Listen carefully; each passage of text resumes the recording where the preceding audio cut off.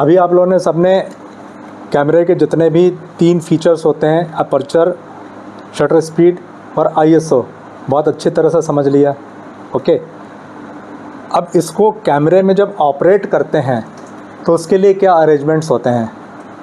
Okay, तो basically हर कैमरे में अलग अलग मोड्स होते हैं कि आप जिस मोड को चाहो उस मोड को यूज़ कर सकते हो। मोड मतलब ऑपरेटिंग मोड्स। सबसे पहला मोड होता है मैनुअल मोड, जो इस समय आपके कैमरे में लगा हुआ है। यहाँ पर ये इस समय अगर आपको दिख रहा हो स्क्रीन पे सबसे ऊपर मैनुअल मोड है। मैनुअल मोड का मतलब ये हुआ इसमें सारे apertures, shutter speed, ISO, everything आप खुद से फीड करोगे। इसमें कुछ भी ऑटोमेटिक नहीं रहेगा, सब कुछ आप अपने हिसाब से उसको फीड करोगे। देन सेकंड मोड होता है इसमें A mode, aperture priority mode. Okay, aperture priority का मतलब ये होता है कि आपकी प्रायोरिटी जो होगी अपर्चर होगी, कि मुझे इस पर्टिकुलर अपर्चर के ऊपर फ़ोटो खींचना है, उसके हिसाब से शटर स्पीड ऑटोमेटिकली चेंज होती रहेगी। ओके, उसके बाद तीसरा मोड जो है इसमें वो एस मोड है, शटर प्रायोरिटी मोड। इसमें आपका शटर हम फ्रीज़ करेंगे, कोई भी एक शटर स्पीड चूज़ करेंगे, उसके हिसाब से मेरा अपर्चर अपने आप चेंज होता रहेगा। ठीक है, उसके बाद एक और मोड होता है, उसको प्रोग्राम मोड बोलते हैं। ये प्रोग्राम ऑटो पी मोड बोलते हैं। इसमें अपने आप अपर्चर भी चेंज होगा, अपने ही आप शटर भी चेंज होगा। वो कैमरा मेरा अपने हिसाब से प्रोग्राम कर लेगा सीन को देख के कि मुझे उस समय कौन सा शटर स्पीड लगाना है और कौन सा डायफ्राम लगाना है। ओके, अब हम एक एक करके आपको एक एक मोड की स्पेशलिटी बताते हैं। सबसे पहला मोड जिसको मैंने बताया ये मैनुअल मोड है। मैनुअल मोड में क्या होता है आपका, जैसे अगर आप शटर स्पीड जैसे चेंज करते जाओगे, जैसे अभी आपकी शटर स्पीड 320 हो गई है, उसके बाद 200 हो गई है, जो भी करना चाहो आप अपने हिसाब से शटर स्पीड चेंज कर सकते हो। अकॉर्डिंगली उस पर्टिकुलर शटर स्पीड पे जो डायफ्राम आपको रखना हो वो डायफ्राम आप चेंज कर सकते हो। जो 4.5 से 5.6 हो गया, देन ये चेंज होता जा रहा है, 7.1 हो गया, 8 हो गया, 9 हो गया, 11 हो, जो भी हो गया। ये दोनों शटर स्पीड और अपर्चर ये आप अपने हिसाब से चेंज कर सकते हो। ये कैसे चेंज करते हैं, क्यों चेंज करते हैं, मैं भी बताता हूँ। और तीसरा फैक्टर है आपका आईएसओ।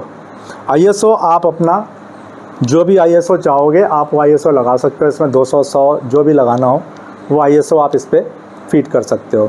तो शटर स्पीड, आईएसओ और अपर्चर तीनों चीज़ हमने मैनुअली फीड कर ली।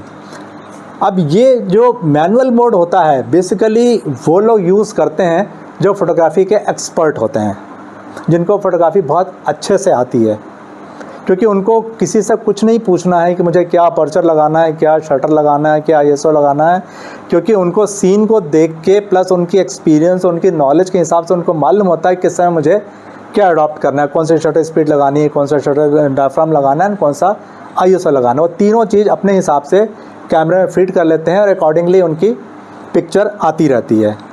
अब इसमें शटर कौन सा लगाना है और अपर्चर कौन सा लगाना है, इसके लिए एक अलग से एक्सपोजर मीटर भी आता है। जो प्रोफेशनल फ़ोटोग्राफर्स होते हैं उनके पास एक एक्सपोजर मीटर होता है, वो अपने ऑब्जेक्ट के पास ले जाके उसको चेक करते हैं उससे कि मुझे इस पर्टिकुलर पर्सन की यहाँ फ़ोटो खींचने के लिए कितना शटर देना है, कितना डायफ्राम देना है, कितना आईएसओ देना है। तो वो एक्सपोजर मीटर से चेक करके अपने कैमरे में फिट कर देते हैं और वो हमेशा फिक्स रहता है। आप बटन दबाओगे तो वो कभी भी चेंज नहीं होगा।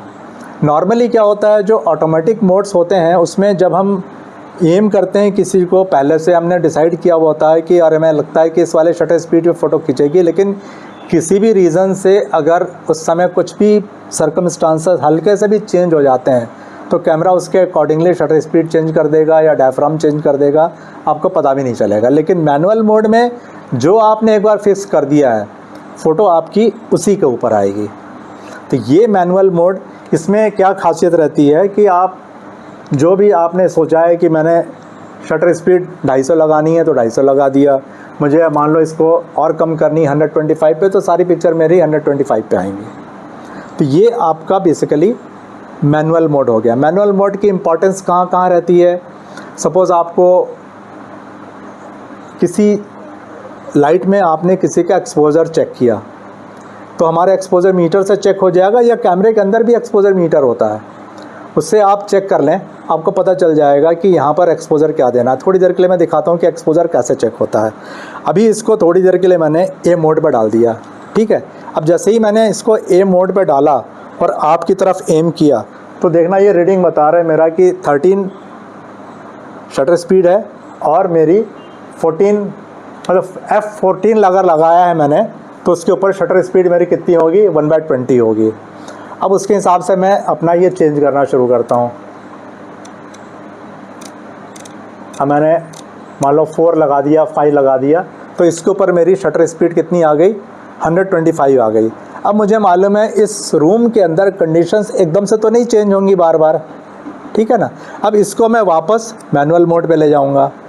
मैनुअल मोड पे ले जाके मैंने 125 की शटर स्पीड लगा दी और 5 का शटर वो लगा दिया, डायफ्राम लगा दिया। अब मेरी कुछ भी मैं कैमरा इधर उधर घुमाता रहूँ, है ना, ये मेरा चेंज नहीं होगा, वो फिक्स है।